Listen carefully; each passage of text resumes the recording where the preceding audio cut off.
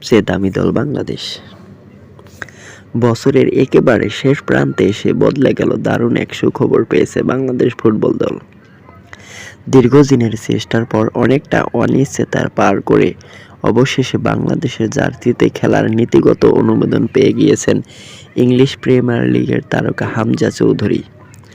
জন্মভূমি ইংল্যান্ড ছেড়ে মায়ের দেশ বাংলাদেশের জার্সিটাই আপাতত উঠেছে তার গায়ে।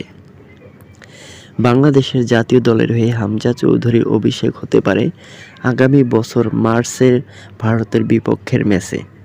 সেই ম্যাচে হামজা যুক্ত হলে আনুষ্ঠানিকভাবে দক্ষিণ এশিয়ার সবচেয়ে দামি দলে পরিণত হবে বাংলাদেশ। বর্তমানে যা আছে ভারতের দখলে।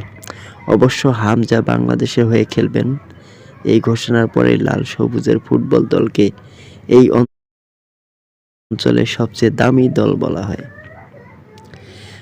হামজা